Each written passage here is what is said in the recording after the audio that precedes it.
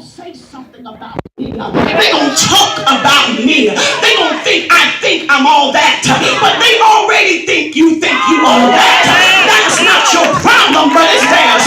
You cannot control the perception and the ideas of somebody else about you. They want to be you, so that's why they wrestle against who you are. But the enemy will come to confuse you and tell you you're not who you think you are. But when we start focusing, when we start imagining, when we start seeing the goal and the final thing, then, well, my God, we begin to get some stride. You were dragging at first, but now you're walking, and you were walking, but now you're sprinting, and then you begin to jump because you see that thing getting closer. You ain't got no time to help and nourish and coddle nobody else when you in pain yourself. I heard somebody post, won't you check on your strong friend? Because some people who are visualized or looked at as being strong, they don't realize the hell that strong person is going through. But because they so used to you being strong and carrying everybody else, they don't realize how much weight you have been carrying and why you can't focus on moving forward. We got to drop the load. Women, is our nature to nurture. It is our nature to want to nurture and love and coddle. Baby, it's going to be all right. You're going to make it through. And that person continues to make the same mistakes over and over and over and over and again. Women wage a war. They understand my purpose in their life. I will switch a hat in a minute. I will baby you. Come on. I will tell you it's going to be all right. I will tell you it's going to be all right. And then after a while, if you continue to stay in that seat, I continue to say, listen now, you need to come on. You need to get up now. Come on, this thing cannot harm you. Come on, you have power in this place. And then they say, oh, come on, ma, I can't do that. I say, you better get up. And you better get up now. Because I can't carry you where you have to look forward to.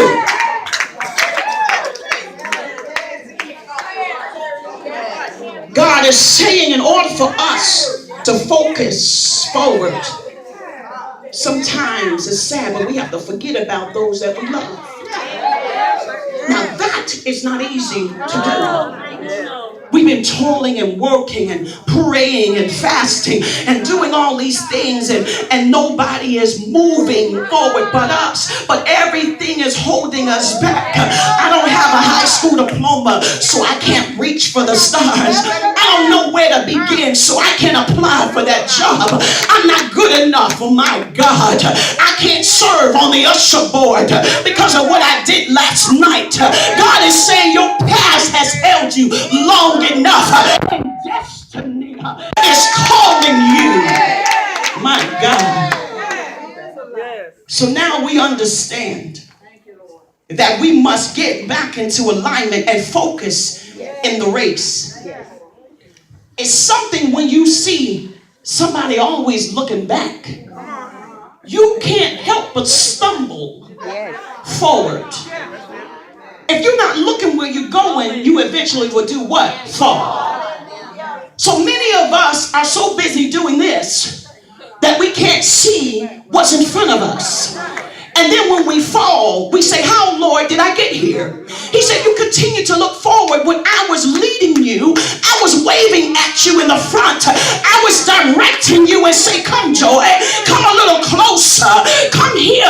But you couldn't see me directing you, so you stumbled. He said, but if you take your eyes off of that and put your eyes on me, I'll lead you out, oh my God, the valley of death. I'll lead you out the dark place. I'll lead you out of poverty if you just follow my voice. It's something about when the voice of the Lord comes to search you. Don't tell me that he won't do it. He came to try to find Adam. The presence of the Lord, the voice of the Lord came through the garden looking for Adam. Some of us are in a position where God sends his voice because we can't see him. So we send his voice so that we can feel our way out. God, if you just keep talking. See, let me stop right there. Come on, somebody. Sometimes in the dark place we can't see, but we can hear. Come on, somebody. So if I can't see, I can hear God calling me. And if I can just feel around for where I'm going, God, don't stop talking to me in my dark place. Don't stop calling me in my dark place. Don't stop it, God. Because if you stop talking to me, I can't find my way out. So some of you, my God, are in a dark place. And all you got to say is, Abba, I need your voice, Daddy. Don't stop talking to me. My God. Understanding that yes, you've been held back, but you still have the benefits of knowing the voice of the Lord. It's a difference when the Lord, you're in a dark place and the Lord ain't speaking. That's a scary place. Do I have any witnesses? But when you have the privilege of being in a dark place and he's still talking to you, that's a blessing. That means that you are closer to the finish line than you expected to be. Ain't it something how you have started something and the enemy will cause you to stop in the middle of your tracks to not finish? But this race that Paul is talking about is for the starters and the finishers. See, we have to come out of the place where we start something but we don't finish. In this race you cannot quit because quitting is death. In this place in God, either you actively move or you die. See, you have to edify him through becoming alive in worship, in prayer, in supplication, and honoring him in holiness. And yes, holiness is still right. I believe it and I declare it and I live by it. Because without holiness, no man shall see God. And we have to make sure that holiness doesn't stop the voice of God. We have to make sure that ourselves is in alignment. So those of us who are in the room committing acts that we shouldn't be committing, come on, this is your opportunity to repent. Come on, somebody. Because listen, it's a difference when something got you. Or it's a difference when you got it. See, some of us, sin is not chasing us, but we're chasing it. Our flesh so hot. Come on, I'm in the room full of women, and some of you are single and married. Some of you have burning and passions that you shouldn't have, but the Lord said, get that flesh under subjection so that you can hear me, because I'm talking, but you can't hear. I'm there and you can't see. So we have to check ourselves to make sure that nothing is getting in the way of us hearing from God. It is his desire for us to obtain everything that he has desired for us to have. It is not a surprise if he owns a cattle on 1,000 hills. God is not a selfish God. He's not that type of God where he got something and his children do not. Come on, no. I ran across men who have more than their children. I done ran across women who have more than their children have on. When I was raising up and raising my children, my mother would say, Joy, never go out the house looking better than your children. She said a good mother would never do that. She said if you have to wear rags, if your weave is jacked up, make sure your girl's hair is done. Make sure they got clean clothes on. Make sure you don't buy you an outfit and don't buy them. See, come on somebody. We have to realize that we have to put things back in alignment. And if our Father, if we can do that, our Father in heaven desires us to have the best. So if we're living beneath that best, it ain't the daddy. Because some children choose to live any kind of way, no matter how you raise them. See, God is saying, I want to bring my children back to a place where when they see them, they see me. So we need you to move forward. Let me hurry. So now we have neglected our race to run for another. You have to figure out. The relay will come, sure enough. But you are only selected for the relay when you're a strong sprinter in your own race. Because they're not going to have no weakest link on their team. You have to be tested and try to run in the big race. Because we don't want you to disappoint us. And see, many of us are running the big race and we can't even run past this door. So now we understand that there is a penalty for looking back. And we all know the story. It's so bad that they didn't even give her a name. They just named her after her husband. Genesis 19 chapter says we are presented with Lot's wife.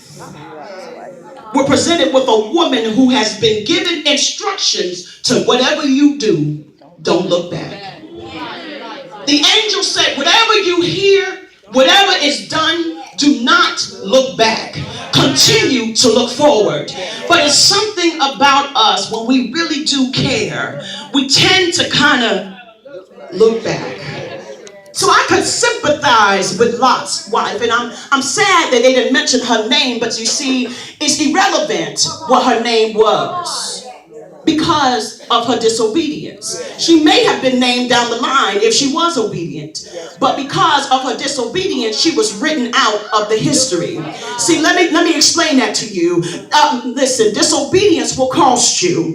Disobedience will cost you your name. Disobedience will cost you your place. Disobedience will cost you more than you care to pay. So now, listen, we see the promised land because I'm sure when Lot and the family was headed that way, they saw the promise that they were promised. They could have died in Sodom. They could have died in Gomorrah. But the Lord said, no, I'm going to spare Lot. And oh my God, thank you. They're going to spare Lot and his family to get to the promise that they didn't deserve.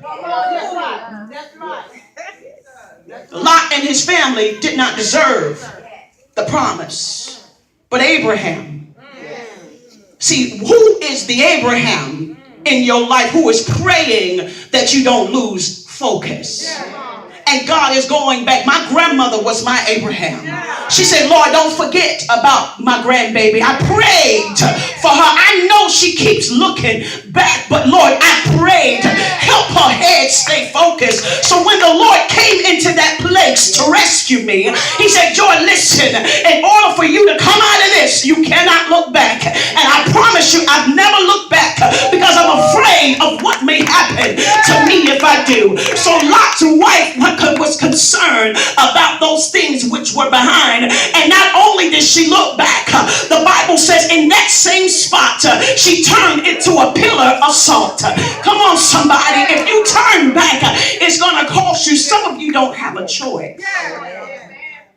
What will looking back cost you? Many of us are reaping and sowing the benefits of looking back. All we know how to do is look back. We saw our mamas look back. We saw our grandmamas look back.